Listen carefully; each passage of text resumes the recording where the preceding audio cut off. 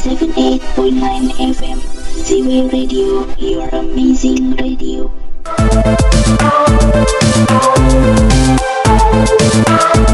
Oke Nita, sebelum mulai nih aku punya pantun buat kamu dan juga sobat Citizen.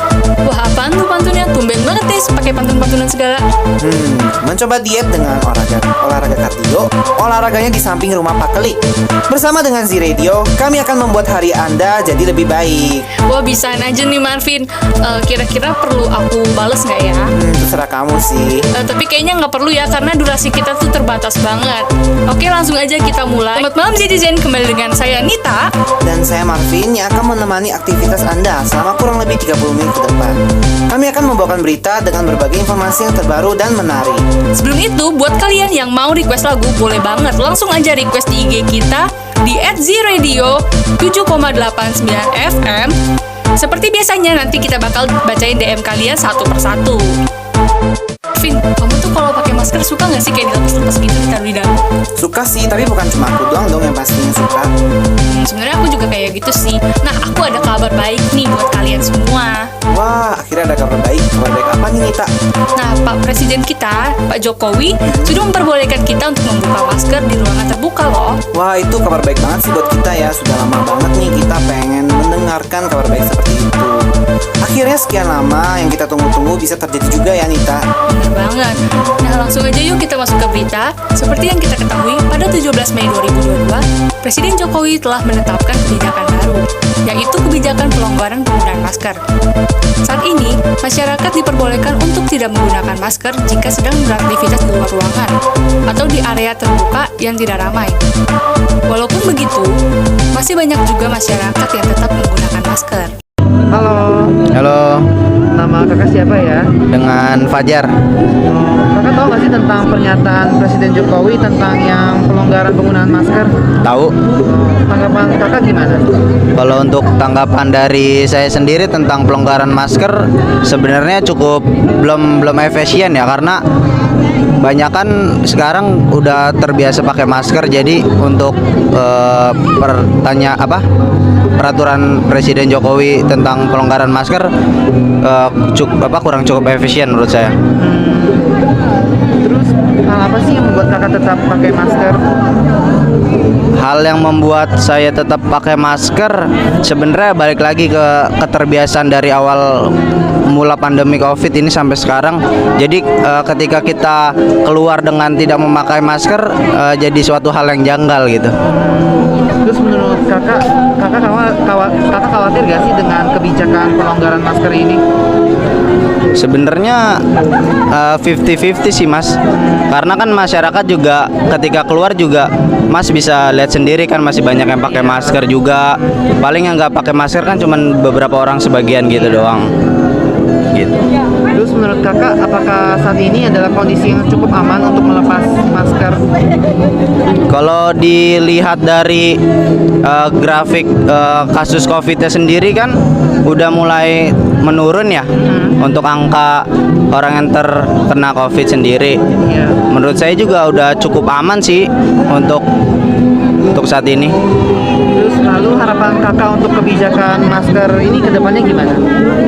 Kalau untuk kebijakan maskernya kembali lagi sih kepada diri sendiri gitu.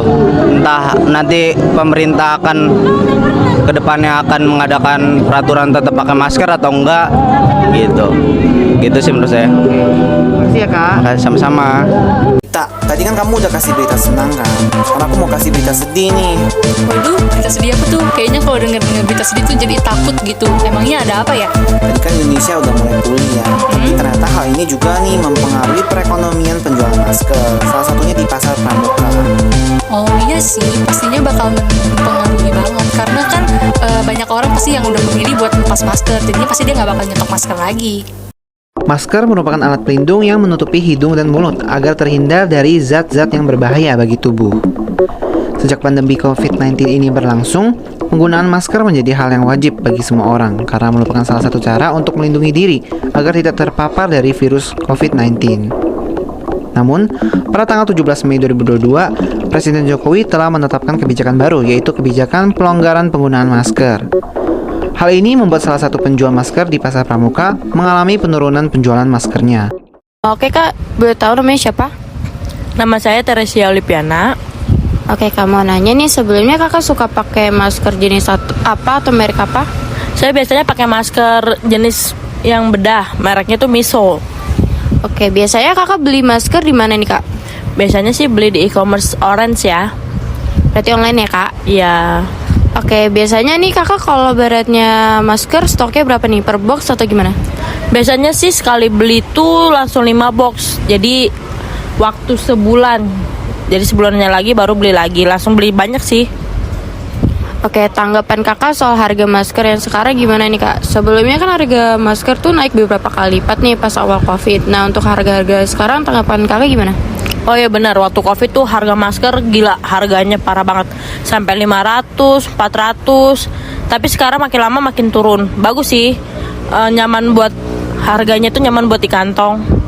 Kalau boleh tahu nih kak, harga masker yang kakak suka beli harganya berapa kak? Apakah harganya jauh beda dari harga awal-awal pas covid? Jauh banget. Sekarang sih biasa beli satu boxnya itu 20.000. Oke kak, terima kasih ya kak. Sama-sama. By the way, Marvin, kamu suka nggak sih sama makanan pedas gitu? Wah, aku mah bukan suka lagi nih, tapi cinta banget nih sama makanan pedas. Tapi kamu tahu nggak sih, cabai tuh lagi naik-naiknya. Oh, cabai yang mana nih? Ya cabai yang itulah, yang di pasar. Oh, kirain cabai yang lain. Aduh, itu mah lain cabai lagi. Harga cabai sekarang naik hingga mencapai angka 80.000 loh untuk per kilonya. Waduh, pantesan ya pas aku pernah makan di rumah, terus aku minta sambel, malah disuruh beli gorengan nih buat dapetin cabenya. Sumpah sih ada aja. Memasuki bulan Juni, sejumlah barang kebutuhan pokok seperti cabai merah mengalami kenaikan dibandingkan pertengahan Mei. Tercatat, cabai merah keriting dan cabai rawit merah mengalami kenaikan yang paling tinggi, masing-masing sebesar 29,622% dan 33,77% dibandingkan 13 Mei 2022. Untuk cabai rawit merah yang awalnya Rp70.000 sekarang naik menjadi Rp80.000. Sementara, untuk jenis cabai keriting yang awalnya Rp55.000 sekarang naik menjadi Rp67.000. Dengan ibu siapa? Agus.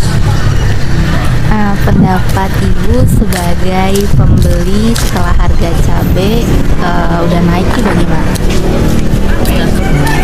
Kalau menurut saya sih, kalau yang sering memakai cabai ya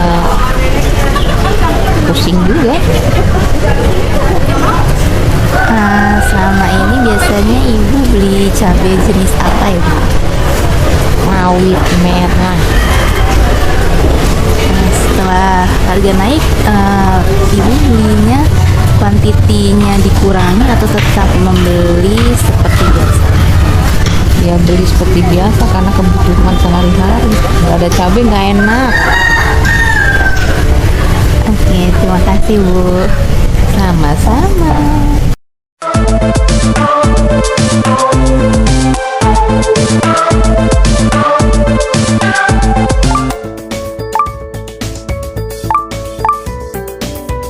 Bosen malam minggu sendirian aja? Atau malu diledek teman karena jomblo? Jangan sedih, yuk langsung ambil smartphone-mu dan install Lovemate sekarang juga. Buruan, temukan soulmate-mu sekarang juga.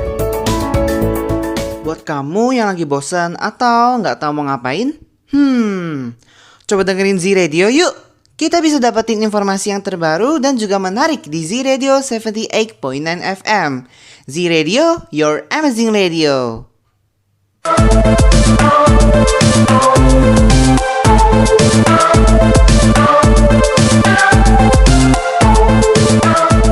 Sebelum kita masuk ke berita selanjutnya nih Nita, aku mau tanya dong, kenangan apa yang buat kamu nggak bisa lupa tentang sekolah? Kalau ditanya kenangan yang paling bisa dilupa di sekolah, pastinya itu suasana kelas nggak sih? Terus kayak ngumpul-ngumpul sama temen, lihat kakak kelas yang cool dan adik-adik kelas yang gemes. Dan satu lagi nih yang pastinya jajanan yang di depan sekolah itu loh. Ya ampun, bisa aja nih Nita. Nita. BTW nih Nita, semenjak COVID kan pemerintah menerapkan pembelajaran daring kan. Nah, otomatis gak ada yang jualan gitu dong di sekitar sekolah, atau bisa berkurang banget lah ya. Terus sedih gak sih buat adik-adik sekolah yang harus online? Jadi mereka gak bisa cobain jajanan-jajanan sekitar sekolah gitu. Dan sampai-sampai ibu kantin bisa marah kali ya, karena gak ada yang beli lagi di sekolah. Terus udah gitu gak bisa, mereka nih ya gak bisa lihat kelas cewek cantik ataupun kelas yang cool gitu kayak aku. Aduh, bisaan aja. Oh iya, kan kalau kita dibilangnya itu lulusan angkatan 2019 ya. Kalau mereka tahu nggak disebutnya apa? Apa? Lulusan angkatan COVID. Bener banget sih, suka dengar kayak gitu. Oke deh, nah ada berita gembira nih buat anak sekolah. Pemerintah sudah memperbolehkan pembelajaran tatap muka. Kalian bisa jajan terus di sekolah tanpa harus ketahuan sama kalian. Terus bisa juga nih lihat kelas cool atau kelas cewek cantik kayak Nita. Aduh, jangan dicontoh ya perilaku saya. Itu cuma bohong kok guys, buat iseng-iseng aja. Pemerintah telah mengizinkan pembelajaran tatap muka atau PTM 100% di masa pandemi COVID-19. Selain mengizinkan kegiatan PTM, pemerintah mengizinkan pedagang makanan untuk berjualan di sekitar sekolah dengan menerapkan protokol kesehatan sesuai pengaturan PPKM. Pembelajaran tatap muka atau PTM di sekolah ternyata menjadi berkah bagi penjual. Salah satunya adalah penjual siomay yang bernama Pak Uhe. Semenjak PTM berlangsung, omsetnya naik 2 kali lipat dari sebelumnya. Halo Pak, Halo, boleh perkenalkan diri Bapak?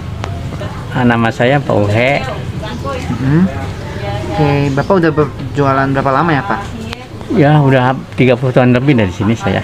Oh, 30 tahun. Ya, sampai kita belum ada saya dagang di sini. Bapak biasa jualan dari jam berapa ya? Keluar jam 8 sampai jam 3. Oh iya Pak, kita mau tanya, ada nggak sih peningkatan penjualan yang Bapak alami dari pemberlakuan PTM 100% ini? Ya, itulah kalau anak sekolah masuk ya dagang lumayan gitu, ada peningkatan. Meningkat ya? Yang makan sama saya itu anak sekolah. Kalau biasa pas pandemi ya Pak, pembelinya biasa kira-kira berapa orang ya sehari? Yang masih pas pandemi gitu. Oh, ya apa ya, kalau lagi sekolah sih banyak, cuma kalau lagi pandemi sedikit. Kalau pas lagi sekolah biasa pembelinya bisa berapa Pak? Oh, maksudnya omsetnya apa bagaimana? Ini orang-orang oh, Pak. banyak. Banyak ya? Banyak, Bisa bisa puluhan? bisa 30-40 ada kalau lagi asal masuk. Oh, terus kalau kisaran pendapatan yang Bapak pas pandemi itu kira-kira berapa ya Pak? Kalau lagi normal ya, normal biasa dapat 700. Kalau pandemi paling ke 200. Terus Pak, menurut Bapak dengan pembelajaran tatap muka ini, apa menurut Bapak bisa menjadi stabil lagi ini Pak penjualan Bapak seperti awal pandemi? Sekarang ini bisa stabil lagi nggak Pak menurut Bapak? Ya, kayak sih bisa kalau anak saudara masuk. Iya. Terus menurut Bapak, apakah saat ini adalah waktu yang pas untuk tatap muka 100% gitu Pak? Kayaknya sih tepat sih. Oke, harapan Bapak untuk kedepannya gimana Pak? Saya harap ya, yang mudah-mudahan jangan ada masalah lagi lah, anak-anak biar tenang masuk sekolah semua. Jadi yang kerja juga enak, yang dagang juga enak gitu. Maunya begitu sih. Karena itu kan kena imbasnya semua. Iya sih. Oke, makasih ya Pak. Iya ya. Terus kalian sendiri udah mulai belum sih jajan di sekitar sekolah? Udah.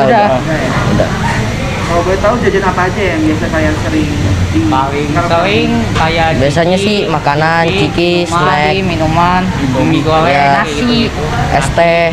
Di pedagang-pedagang gitu ya? Iya. Oke, terima kasih ya semuanya. Oke, ya makasih. Mar, kamu biasanya kalau kesini tuh naik apa? Kalau aku biasa sih naik motor ya. Emang kenapa nih kita? Tahu nggak sih, di tanggal 6 Juni 2022 akan diadakan ganjil genap loh. Oh ya, di mana aja tuh? Menurut info yang aku dapat sih, ada sebanyak 25 titik di wilayah DKI Jakarta. Untuk info selanjutnya, yuk simak berita yang satu ini. Uji coba perluasan ganjil genap di Jakarta dilakukan selama 1 minggu, pada 25 sampai 31 Mei 2022. Perluasan ganjil genap di Jakarta dimulai ditetapkan pada 6 Juni 2022. Jam operasional ganjil genap dimulai pada pukul 6 pagi hingga 10 pagi dan pukul 4 sore hingga 9 malam. Peraturan ini berlaku setiap hari Senin hingga Jumat. Untuk melaporkan situasi di tempat, tim Z Radio akan melaporkan di lokasi. Baik pendengar Citizen, saya sekarang sudah berada di lokasi yaitu Bundaran HI Jakarta. Situasi lalu lintas lumayan ramai dan ada beberapa polantas yang berpatroli dan mengatur lalu lintas. Untuk saat ini belum ada pengendara yang melanggar ganjil genap karena masih dalam tahap uji coba. Kepada pendengar Citizen, jika ingin berpergian menggunakan kendaraan pribadi, perhatikan tanggal dan nomor plat Anda. Terima kasih. Biasanya nih, kalau weekend Citizen ngapain aja sih? Atau Nita deh, biasanya ngapain sih di weekend?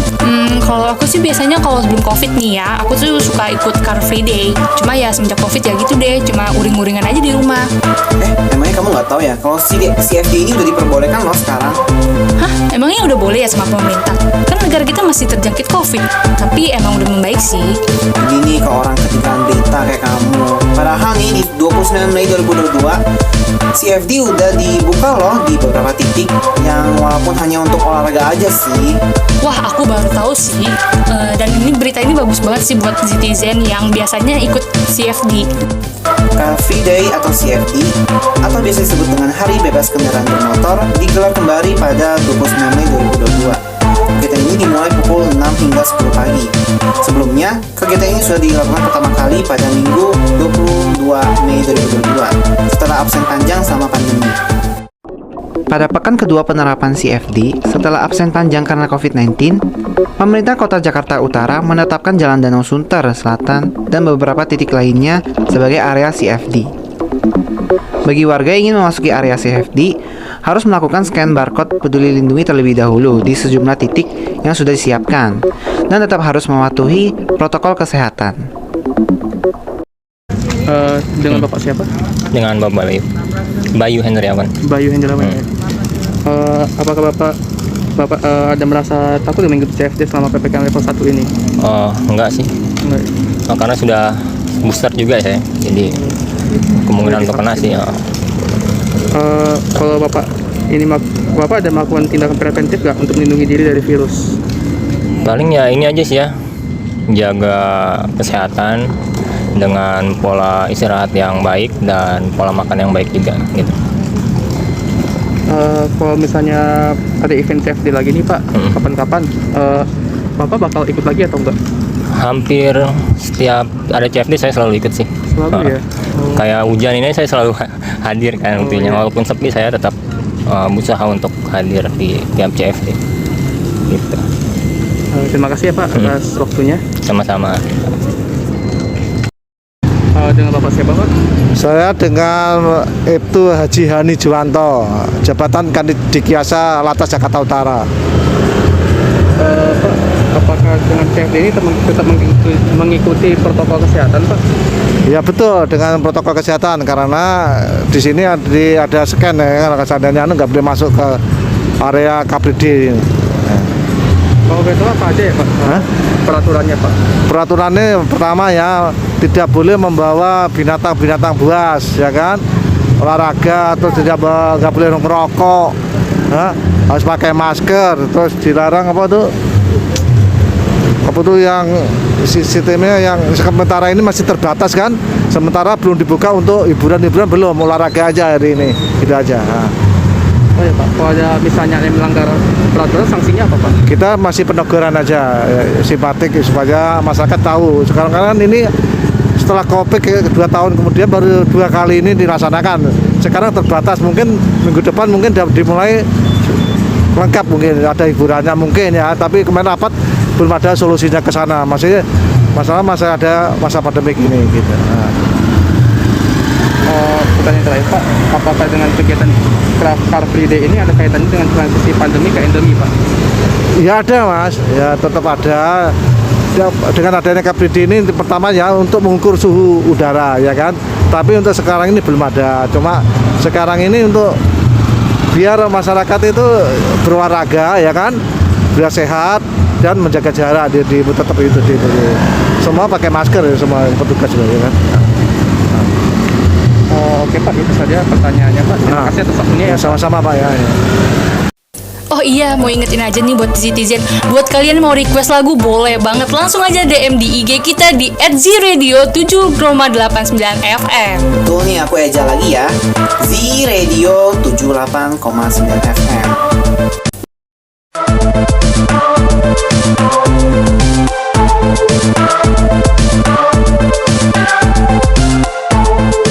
Kamu sering gak sih naik KRL gitu? Gak terlalu sering sih, tapi paling aku pergi jauh baru pakai nih. Emang kenapa? Nah, aku ada informasi nih bagi kalian yang suka menggunakan KRL. Ternyata di stasiun Manggarai ada perubahan rute KRL di wilayah Jabodetabek. Wah, dari kapan nih perubahan rutenya? Perubahan rutenya pada tanggal 28 Mei 2022. Wah, ini bisa jadi awal baru ya buat pengguna kereta api. Jadinya mereka harus mengingat dan mencatat rute-rute rel kereta api yang baru ini. Sedang diperlakukan perubahan rute KRL mulai 28 Mei 2022. KAI Komuter untuk meninjau kembali penerapan switch over atau SO yang kelima, mengakibatkan adanya perubahan rute KRL wilayah Jakarta, Bogor, Depok, Tangerang, dan Bekasi atau Jabodetabek. Setelah pemberlakuan SO kelima di stasiun Manggarai, jam operasional KRL beroperasi mulai pukul 4 pagi sampai 12 malam waktu Indonesia Barat. Sama seperti sebelumnya, perubahan rute KRL membuat stasiun dipadati penumpang.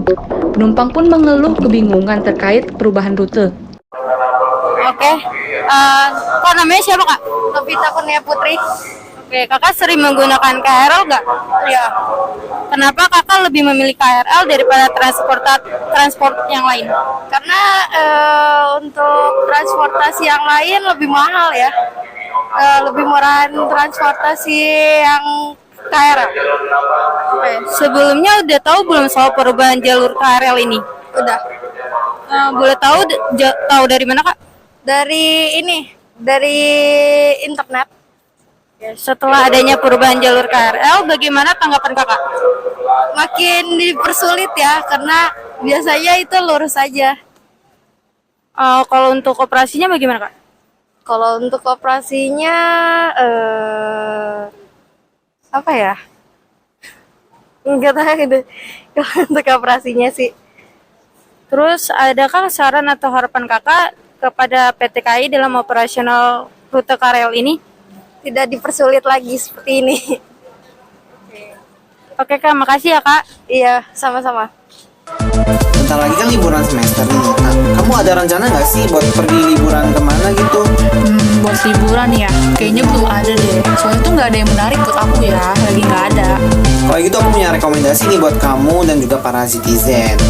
Jadi ada destinasi Old Shanghai yang berada di Sedayu City dan sudah dibuka dari tanggal 27 Mei loh. Di sini kamu bisa menikmati banyak sekali makanan dan dekorasi dengan nuansa China. Bikin liburan kamu gak bosan-bosan banget jadinya nih. Iya sih, thank you Om Alvin buat informasinya. Mungkin nanti nih kita habis UAS, kita bisa langsung pergi bareng. Boleh banget. Ibu kota Jakarta mempunyai berbagai macam destinasi wisata. Salah satunya adalah Old Shanghai Sedayu City yang baru saja dibuka pada Jumat 27 Mei 2022 yang berlokasi di Kelapa Gading dengan konsep kampung negeri China. Di Old Shanghai Sedayu City ini kita dapat menemukan berbagai macam-macam kuliner. Ada 80 penjual yang menyajikan makanan khas China sampai dengan makanan khas Nusantara yang halal dan non-halal. Tidak hanya kuliner, Old Shanghai juga menyediakan sarana permainan anak-anak. Untuk weekday dibuka dari pukul 10 pagi sampai dengan 10 malam. Sedangkan untuk di weekend dibuka dari pukul 7 pagi sampai dengan 11 malam. Untuk Anda warga Jakarta dan sekitarnya, Old Shanghai Sedayu City bisa menjadi list untuk refreshing atau sebagai tempat objek liburan kalian di akhir pekan. Halo Kak. Halo. Ya, nama Kakak siapa ya? Nama aku Silvana. Oke. Oh ya Kak, alasan Kakak untuk datang ke sini tuh apa ya Kak? Karena ini kan baru buka juga, jadi penasaran aja sih. Lihat Chinatown. Kakak datang dari mana? Sebenarnya aku orang Medan. Di sini ke Jakarta ada urusan semingguan, jadi sebelum balik ke Medan lagi kunjungin ini kan mumpung masih baru. Kayak wisata dulu ya? Iya. Terus Terus ini pertama kali datang ya kakak ke sini berarti? Iya, pertama kali. Terus menurut kakak suasana tempat ini tuh gimana ya? Seru sih, maksudnya kan jarang juga ketemu suasana gini ya di kota Jakarta. Terus menurut kakak daya tarik dari Old Shanghai ini apa aja ya kak? Yang apa? Daya tarik dari tempat ini? Oh, daya tariknya itu sih suasananya, konsepnya kan benar-benar kayak Shanghai, Chinatown gitu. Itu sih yang paling tertarik. Terus yang kakak suka dari tempat ini apa? Konsepnya. Konsepnya ya? Iya. Kayak nuansa Shanghai gitu ya? Kan beda dari yang lain, terus itu sih kayak tradisional banget kan, tradisional China gitu. Makasih ya kak. Oke, thank you. Netizen pasti ada kan yang suka sama tentang Korea itu, entah makanan, fashion, atau budaya Korea lainnya. Nah, kalau kamu nih Marvin, kira-kira suka nggak sih sama kayak hal-hal yang berbau Korea? Kalau aku sih lebih suka ke makanan Koreanya nih, kayak tteokbokki atau rapoki. Kamu tahu dong kalau misalnya ada festival Korea di Pluit Village? Tahu dong, baru kemarin aja nih aku kesana. Banyak sekali makanan Korea yang bukan hanya makanannya aja, tapi di sana juga ada hiburan nih, seperti dance-nya atau fashion show-nya. Bener banget. Nah, buat info selanjutnya, yuk langsung aja dengerin berita yang satu ini. Pusat Perbelanjaan Pluit Village kembali menggelar acara. Acara kali ini mengusung tema bernuansa Korea yang bernama Korean Festival. Acara ini digelar selama 5 hari, mulai tanggal 25 sampai 29 Mei 2022 di Pluit Village Mall, Jakarta Utara. Selain berkuliner di Festival Korea, pengunjung juga bisa berbelanja busana Korea, aksesoris kecantikan, dan hiburan lainnya. Mall Pluit Village ini terletak di Jalan Pluit Indah Raya, Penjaringan, Jakarta Utara. Para pebisnis makanan khas Korea tentunya menjadikan festival ini sebagai sarana untuk memperkenalkan makanan khas Korea yang mereka jual kepada para pengunjung. Kak, halo. Dengan kakak siapa ya Nama namanya? saya Randy. Oh, kakak ini pemilik day store ini? Iya betul.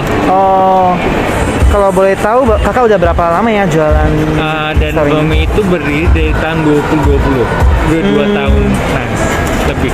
Oh, kakak ini jual apa aja ya di store ini? Kita jual makanan Korea, tapi spesialisnya itu hotdog itu Korean pancake. Ya. Terus kak, kenapa ya kakak milih untuk berjualan produk ini? Oh, karena pas pertama kali saya jualan ini di Jakarta belum ada yang jual ini.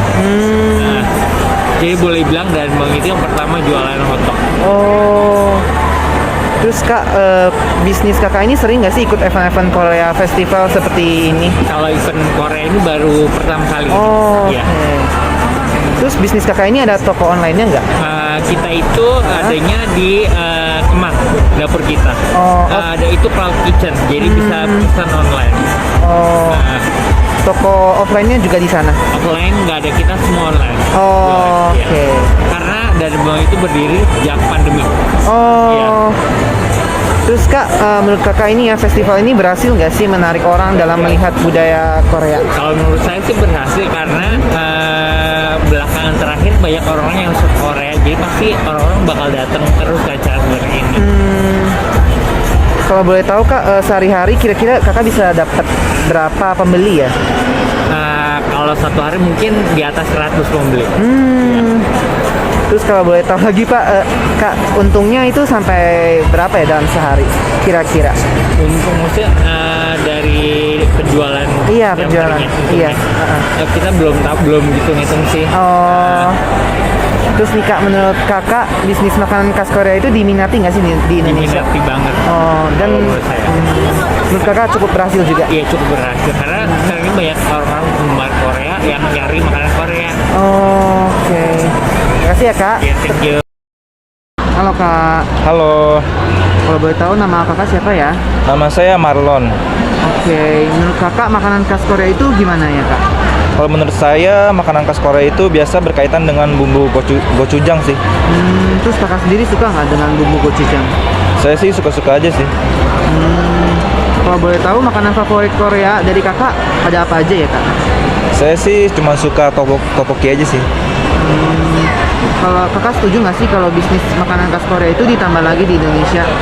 Kalau saya sih setuju-setuju aja karena di Indonesia kan udah banyak kayak fans K-pop gitu. Jadi mereka kan otomatis suka Korea. Jadi mungkin bakal ada banyak peminatnya sih. Terus kalau dari kakak nih ya, kakak mau nggak sih mencoba menjalani bisnis makanan Korea? Mungkin ada, semoga aja ada rezekinya ya. Oke, terima kasih ya kak. Yo, sama-sama.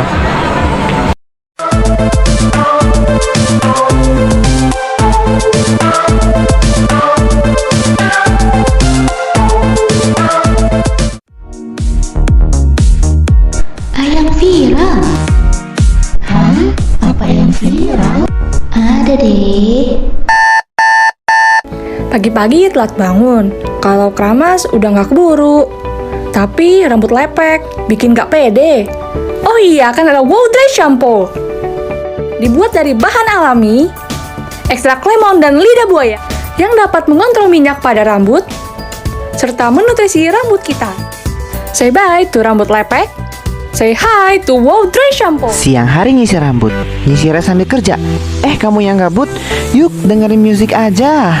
Musik, gudangnya lagu terhits masa kini. Top 10 of the day, setiap hari pukul 1 siang.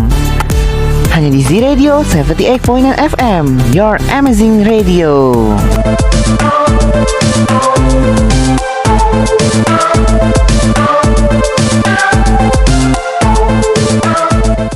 Oh ya Nita, kamu suka nggak sih mengikuti pameran yang tentang produk-produk Indonesia?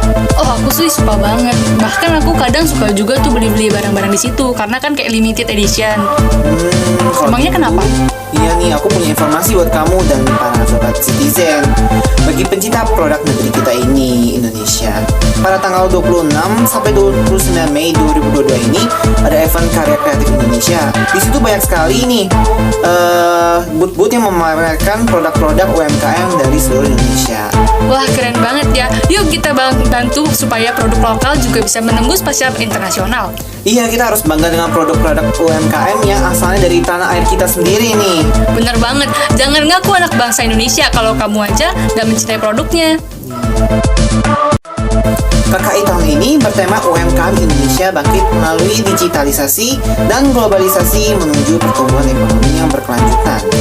Acara KKI 2022 ini dilaksanakan secara daring pada 18 sampai 29 Mei 2022 dan dilaksanakan secara luring pada 26 Mei sampai 29 Mei 2022 melalui pameran yang diramaikan oleh lebih dari 200 UMKM dari seluruh Indonesia.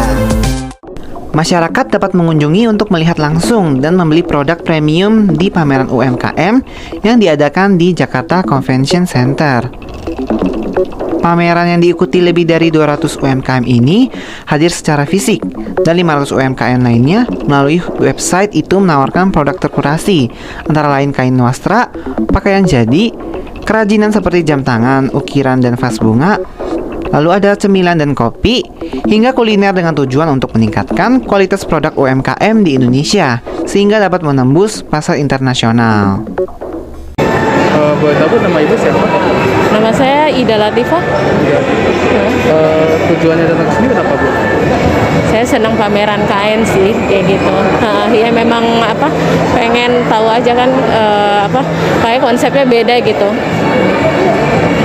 Tahu info pamerannya dari mana, Bu? Kebetulan dari ada tenan juga yang suka saya kunjungin juga di pameran-pameran sebelumnya gitu. Menurut Ibu, pamerannya ada itu nggak, Bu? Kayak memberikan edukasi kepada pengunjung, Bu, mengenai kebudayaan gitu, Bu? Kalau secara dia booth-nya kan ada provinsi ya, kayak gitu. Itu sih bagus ya untuk untuk tahu ini asal dari daerah mana gitu ya. Untuk kayak tadi saya ke Sumatera Barat, ternyata nggak cuma terkenal songketnya, tapi ternyata ada tenunnya juga, ada yang baru juga yang bisa kita dapat gitu. Oke, Bu, terima kasih ya, Bu, atas waktunya. Sama-sama. Nama saya Melanie, tulisannya Melanie gitu, panggilannya Mel. Nama produknya, brandnya Miluk Mel. Jadi karena aku berdomisili di Jakarta, banyak mendapat support dari pemerintah setempat, pemerintah daerah DKI gitu. Jadi aku ingin memberikan sesuatu untuk DKI gitu. Jadi bagian dari giving back to Jakarta. Nah, apa yang harus aku bikin? Nah, aku lihat Di DKI itu yang paling nonjol apa ya? Ada Monas, ada ondel-ondel, ada apalagi yang buat aku masih nancap adalah ondel-ondel. Karena Monas itu kan hanya suatu bangunan ya. Tapi kalau ondel-ondel itu ada unsur budaya yang dari dulu suka ada di acara-acara perayaan di Jakarta. Kalau menurut Ibu ini mengenai event ini ya Bu ya? Ya. Apakah dengan adanya event ini bisa memberikan edukasi kepada pengunjung nggak mengenai unsur-unsur budaya yang Seharusnya iya. Soalnya ini kan ada tulisan-tulisannya ya. Misalnya ini DKI. Oh, DKI itu apa ya cirinya ya? Oh iya, ini ada ondel-ondel. Satu, itu kan ada satu ciri Jakartanya. Tapi DKI sendiri atau Jakarta sendiri itu kan mengayomi semua kultur kan. Seperti yang kita sebut melting pot. Ya, jadi segala kultur itu, kultur Cina, kultur Arab, kultur India, kultur daerah manapun, itu bisa ada semua di sini. Oh ya Nita, tadi kan udah ada informasi nih tentang pembelajaran tatap muka yang sudah dilakukan secara 100%. Dan ini memberikan dampak yang baik buat pedagang di sekolah. Nah ternyata nih ya, selain pedagang, ada juga pihak yang senang dengan pemberlakuan pembelajaran tatap muka secara 100% ini. Betul. Kalau begitu langsung aja yuk kita ajak beliau untuk berbincang-bincang bersama dengan host kita, Samuel dan Ruth.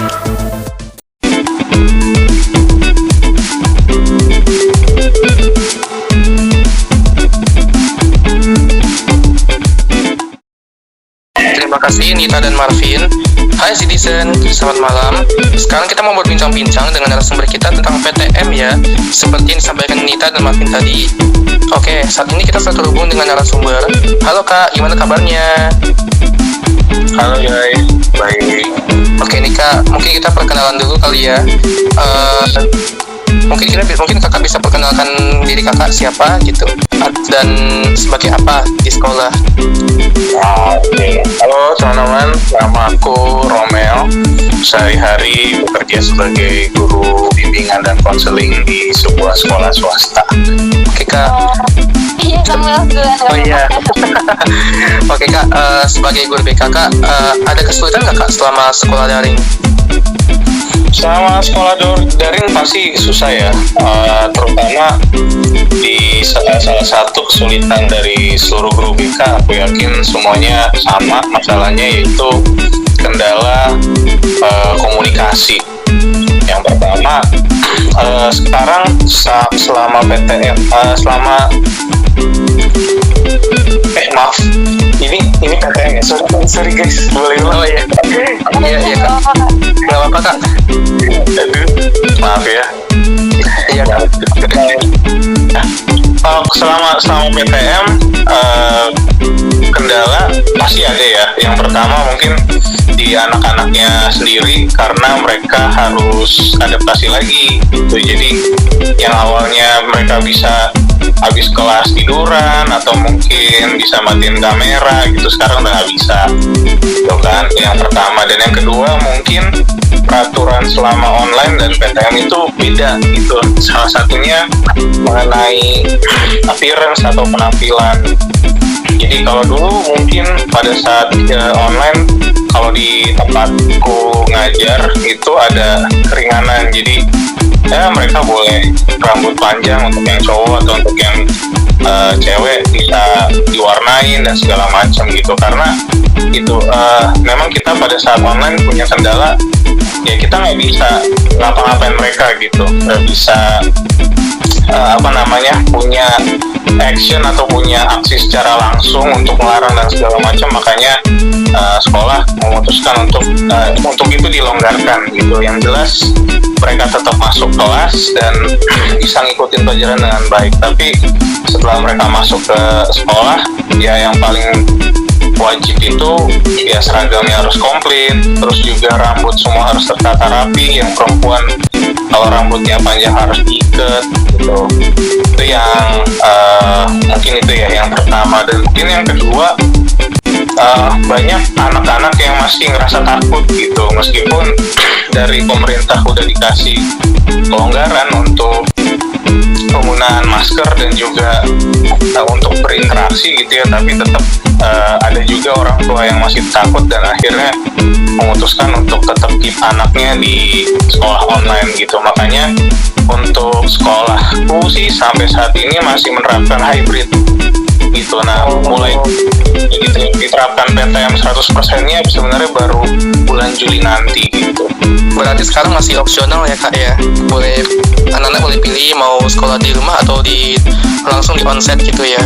Iya betul. Cuman kalau untuk yang online harus dengan syarat kalau anaknya sakit gitu kalau sekarang. Jadi ya karena mungkin karena ketakutan juga bisa bikin ada istilahnya psikosomatis gitu ya, ada yang mual-mual, pusing gitu, dan akhirnya mereka nggak bisa masuk gitu. Dan itu selama masih ada keterangan dokter sih masih dikasih untuk nggak datang sekolah gitu. Oh oke Kak. Oke, lu tadi kayaknya mau nanya sesuatu ya Lut ya? Iya nih dari tadi. Aduh, oke, maaf ya. Oke, halo Kak Romeo. Romel. Kenapa Kak? Romel. Oh iya, maaf Kak, salah panggil ya. Ayo lo. Oke nih Kak, aku mau nanya nih Kak.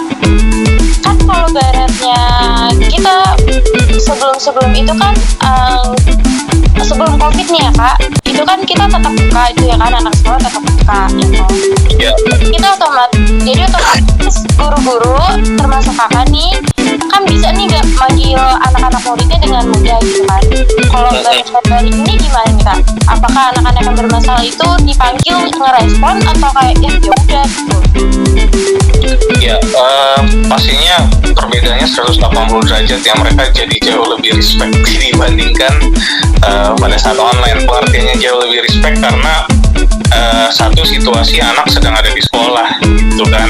Kalau dulu online dipanggil misalnya Romeo, dia bisa matiin kamera, dia bisa matiin mikrofon, dan seolah-olah dia nggak ada di situ gitu kan. Atau mau ketemu nih pas pulang sekolah, nanti kita ketemu ya selesai sekolah ya, tapi dihubungin nggak bisa, dikasih link untuk ketemuan di Zoom juga dia nggak datang gitu kan. Nah, kalau sekarang kondisinya di sekolah ya dia pasti akan ada di kelas. Pada saat kita panggil ya dia mau nggak mau harus ikut kan. Nah mungkin ya kelebihannya sih memang untuk PTM jadi untuk komunikasi jauh lebih gampang, dan juga ada interaksi secara langsung. Sebenarnya itu yang dibutuhkan sama anak-anak sekarang gitu, interaksi secara langsung. Dan juga dari guru BK sendiri kita jadi lebih enak untuk baca gerakan tubuhnya, baca raut wajahnya, dan juga kayak kita jadi jauh lebih mendalam dari sisi konselingnya gitu. Jadi kita bisa lebih paham apa yang dia maksud. Kalau misalkan dulu kan ya mereka cerita seadanya gitu, tapi kalau sekarang jadi jauh lebih terbuka. Menurutku gitu sih. Oke Kak, ini mau nanya lagi nih Kak. Kalau waktu online buat konselingnya itu kakak kayak tatap muka Meet secara aplikasi Meet atau by WA aja di chat? Kita ada 3 cara yang disediakan kebetulan di sekolahku. Itu yang pertama melalui Zoom, melalui WhatsApp, sama kalau memang ada kasus tertentu yang harus kita bertemu secara langsung, sekolah bisa memfasilitasi untuk bertemu langsung di gedung sekolah, tapi dengan syarat dengan protokol kesehatan yang ketat gitu ya, face shield, terus masker, terus jaraknya minimal 2 meter dan sebagainya gitu. Nah tapi so far selama online sih yang kita pakai itu Zoom gitu ya, karena Zoom itu bisa direkam suara, video, dan juga ada chatnya juga bisa kan kita rekam gitu. Nah tapi ada salah satu program kami ya itu konsultasi orang tua. Nah kalau orang tua biasanya tuh pakai WA, bisa by phone, bisa melalui chatting gitu. Kalau misalkan ada juga anak-anak yang kebetulan aku udah pegang selama 2 tahun tapi nggak pernah ketemu nih anaknya gitu kan, karena dia mungkin masih merasa kurang nyaman dan juga nggak terlalu kenal guru BK-nya, ya dia pakainya chatting gitu. It's okay juga, yang penting selama anaknya respon dan kita bisa tahu permasalahannya, buat kami sih nggak masalah gitu. Oke Kak, bentar ya Samuel ya. Oh iya.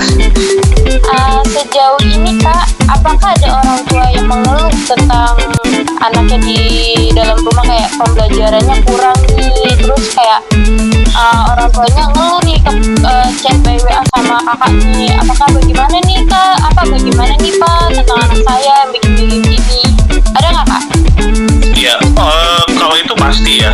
Pertama, orang tua kan juga salah satunya tujuan menyekolahkan anak itu karena untuk pendidikan dan juga untuk pendisiplinan gitu secara karakter. Jadi pembentukan kognitif dan motoriknya ada.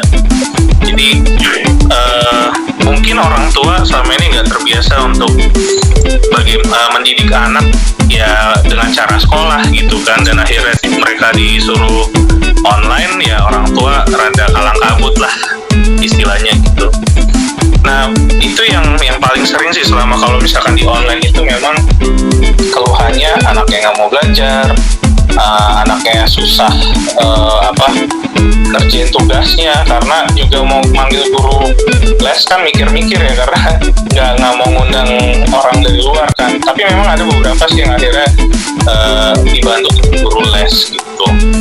Nah kalau untuk anaknya sendiri yang pasti sih ada beberapa yang masih nggak bisa ngikutin belajar secara online. Nah itu menurutku wajar sekali karena ada beberapa anak kan yang tipenya memang harus berinteraksi secara langsung gitu. Nah pada saat dia dihadapkan dengan online mereka bingung dan juga belajarnya nggak maksimal gitu. Dan aku yakin setiap sekolah punya masalah yang sama gitu kan. Nah mungkin kalau untuk orang tua, kami sih akhirnya juga menyarankan untuk tetap didampingi gitu ya, meskipun ada beberapa orang tua yang juga dari awal pandemi itu masih WFO ya setahu juga, tapi tetap minta didampingi. At least kalau nggak bisa dampingi, ada saudara atau rekan-rekan lainnya yang bisa ngeliatin anaknya gitu. Jadi kita bisa pantau terus, bisa gali terus masalahnya sambil cari tahu penyelesaiannya seperti apa. Nah kalau misalkan udah nggak tertolong gitu ya, kami sih biasa dari pihak BK bekerja sama dengan psikolog gitu, karena tekanan ini kan cukup berat gitu ya, apalagi untuk anak-anak. Kebetulan aku pegang kelas SMP, ini cukup berat, apalagi yang anak-anak yang baru naik nih, yang kelas 7 gitu kan, mereka masih adaptasi, tiba-tiba pelajarannya banyak, terus online pula gitu kan. Wah berat deh buat mereka, dan akhirnya untuk anak-anak yang memang sudah stres bahkan sampai depresi itu biasa kami bekerja sama dengan psikolog gitu. Mungkin Samuel ada yang lain juga? Oh iya. Oh iya nih Kak, sekarang kan udah belajar tatap muka 100% nih. Nah, gimana perasaan Kakak sebagai guru konseling setelah masuk PTM 100% ini Kak? Kalau perasaan sih ya ada senangnya, ada nggak senangnya juga ya.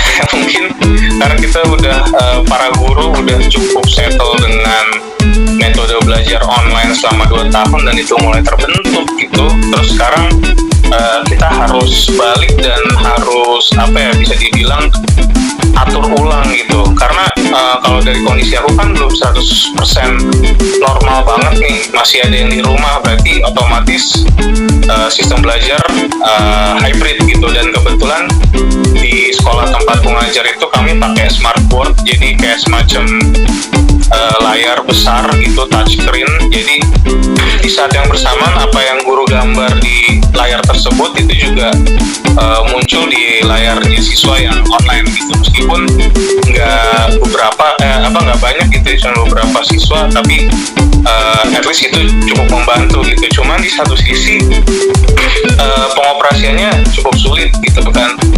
Jadi yang harusnya bisa nanyanya ke kelas aja gitu, kayak bagaimana anak-anak ada yang mau ditanya gitu, tapi ini nanyanya 2 kali, jadi ada yang di kelas sekali istilahnya yang online gitu. Jadi agak sulit gitu.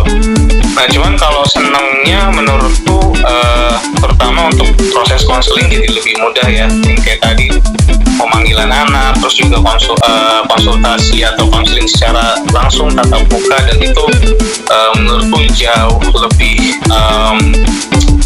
touching gitu, jadi lebih bisa meraih emosi, bisa lebih mendapatkan akar masalahnya jauh lebih baik, karena anak-anak bisa lihat langsung nih orang yang ngebantu siapa dan rupanya seperti apa gitu kan. Dan juga kita bisa tadi yang kayak melihat ekspresinya, terus apakah dia nyaman atau enggak gitu. Jadi jauh lebih enak sebenarnya kalau untuk konseling. Oh, oke Kak.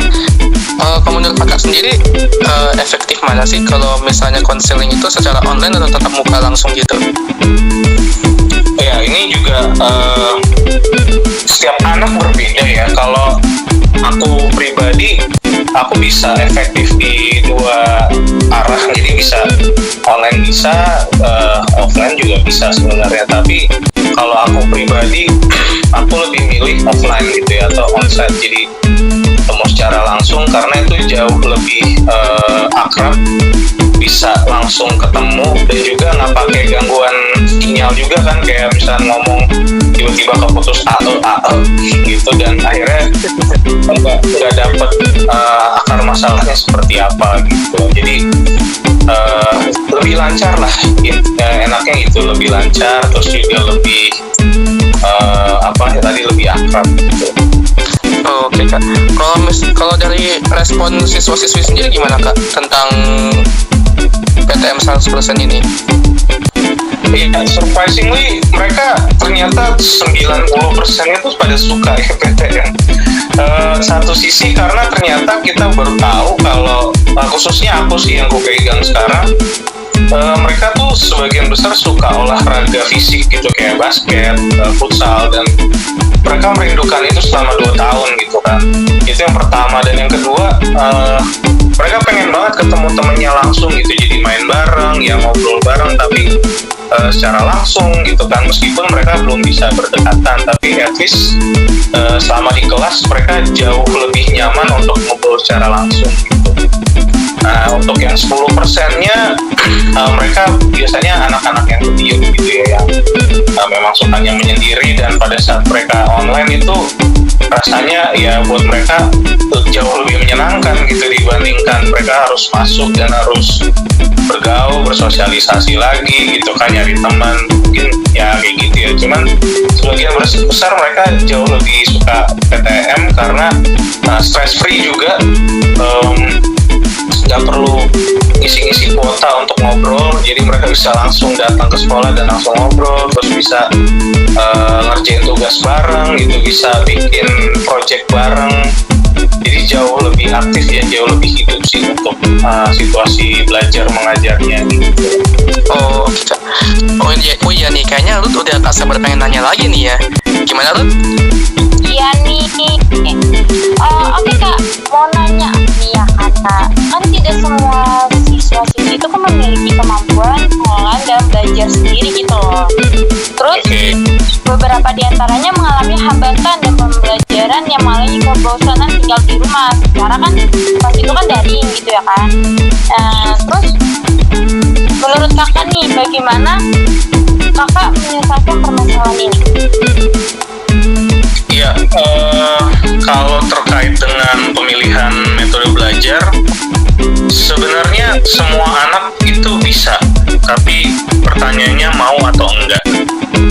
Jadi kalau yang kayak tadi seperti yang gue bilang ya, 90% jauh lebih nyaman untuk PTM, tapi apakah mereka bisa belajar secara online? Sebenarnya bisa gitu, cuman karena nggak ada interaksi akhirnya mereka males gitu. Jadi kalau apa yang kami lakukan biasanya di guru BK ini, kita adakan konseling dulu, kita cari tahu masalahnya seperti apa, karena biasanya kalau yang online ini kan masalah utamanya satu, mereka nggak bisa ngikutin pelajaran karena koneksi internet itu selalu dan sering banget. Pokoknya kenapa nggak masuk kelas, koneksi internet, kenapa tiba-tiba keluar dari Zoom, koneksi internet, selalu kayak gitu kan.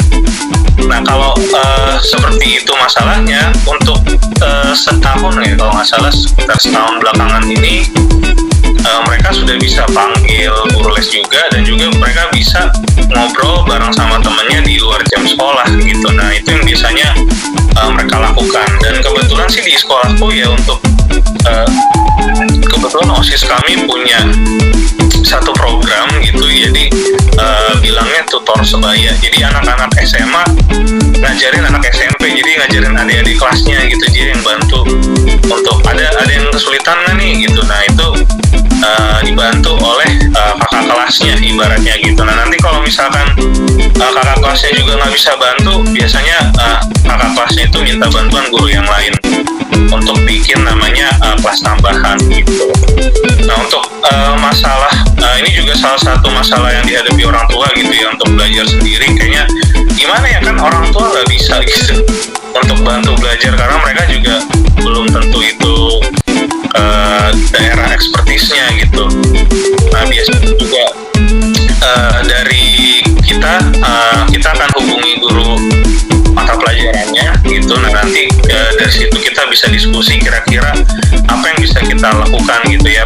Paling pilihannya salah satunya itu kelas tambahan, atau kalau misalkan ada referensi dengan guru di luar gitu, itu juga bisa gitu. Karena kan pada saat pandemi guru juga kita sebisa mungkin nggak kemana-mana gitu kan, diharapkan untuk nggak keluar dari rumah. Dan juga kalau misalkan datang ke rumah murid itu kan juga sebenarnya nggak boleh gitu. Untuk mengurangi penyebaran itulah, penyebaran virus. Kira-kira begitu. Aku ada satu pertanyaan lagi Kak. Harapan Kakak untuk metode pembelajaran ini bagaimana? Ya, harapannya mungkin kedepannya untuk metode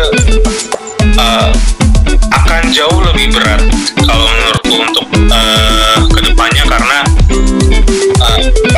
faktanya Indonesia sekarang jauh lebih siap untuk menangani kondisi apapun. Kalaupun amit-amit gitu ya, amit-amit banget ada penyakit lain yang ternyata breakout di Indonesia, ya kita udah siap gitu. Sistem belajar Indonesia udah bisa di-switch gitu kan, ke online, ke offline.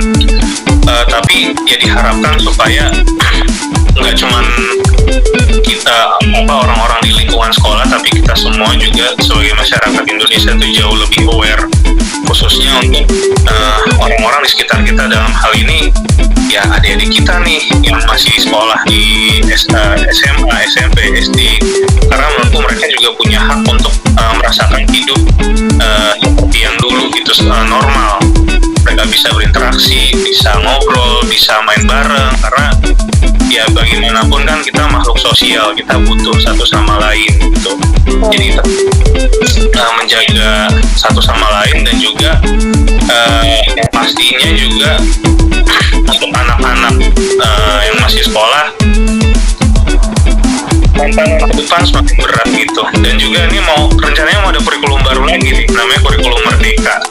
Nah juga mudah-mudahan sih ya, jadi kurikulum Merdeka yang aku dengar terakhir, jadi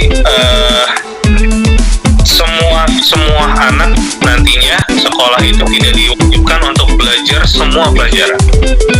Jadi sama kayak aku, sistemnya namanya elective subject, cuman mereka nggak suka matematika ya nggak harus belajar matematika gitu. Tapi atau bisa juga suruh belajar IPA tapi nggak harus biologi, fisika, kimia, bisa pilih salah satu misalkan kayak gitu. Jadi benar-benar apa yang mereka pelajari nantinya itu diarahkan ke karir yang mereka mau. Jadi kalau misalkan computer science berarti harus ambil fisika, harus ambil IT gitu kan, terus harus ambil matematikanya juga karena itu hitung-hitungan. Jadi ada istilahnya matematika murni gitu misalnya. Nah itu harus mereka pelajari kan, mau nggak mau ya dari sekolah mereka harus ambil itu, supaya pada saat nanti mereka sudah kerja itu jadi memudahkan mereka, dan juga bisa jadi salah satu syarat untuk masuk ke jurusan yang mereka mau. Nah cuman karena ini belum diterapkan ya, kalau harapanku sih mohon kebijakannya juga dari pemerintah untuk benar-benar mengkaji ini, supaya nantinya guru-guru nggak kaget gitu. Karena kasihan juga guru-guru ini baru ya namanya guru-guru juga manusia ya, kita baru bebas dari pandemi lah ibaratnya, sekarang mungkin jadi endemi ya. Kita sudah bisa bernafas lega gitu, yang tadinya stres juga di rumah. Kan kasihan ya guru-guru yang apalagi yang sudah berkeluarga, mereka harus kerja juga, ngurus anak juga, ngeberesin rumah juga gitu. Sedangkan di satu sisi ada banyak permasalahan di dalam sekolah yang mereka harus selesaikan gitu.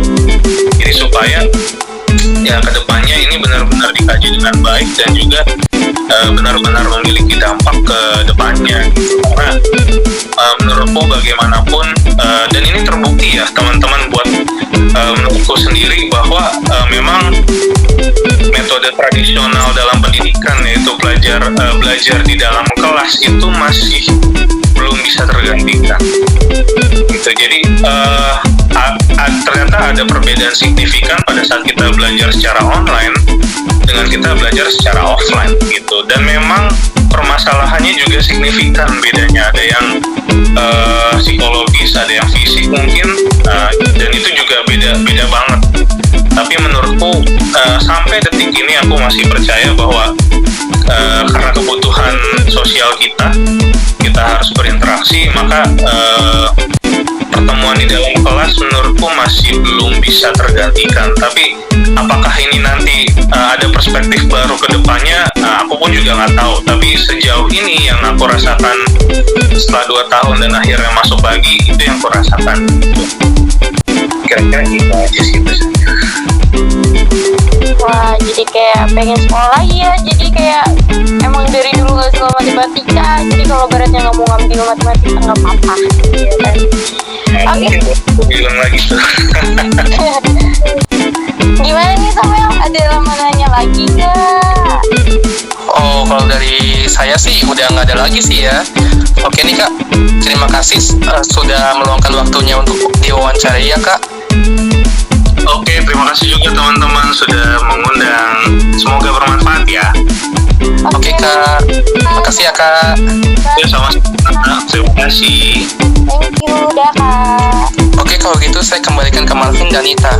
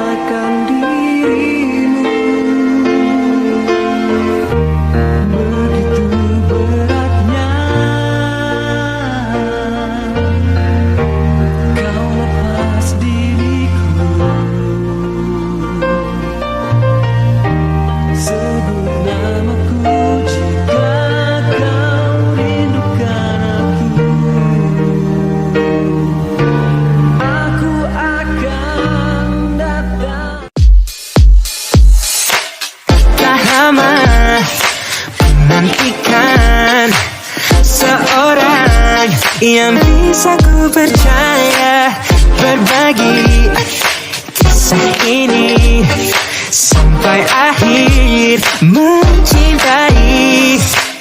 Cinta tolonglah izinkan ku untuk menemukannya, biar ku dapat merasakan lagi dicintai.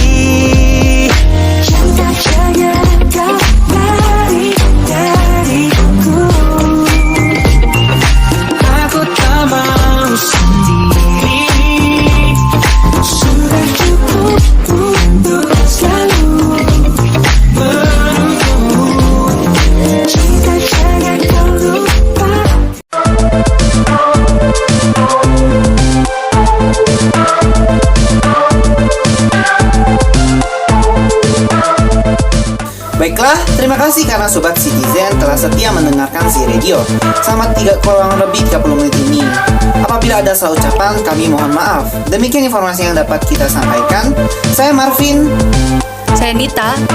Mengucapkan terima kasih dan sampai jumpa di lain waktu.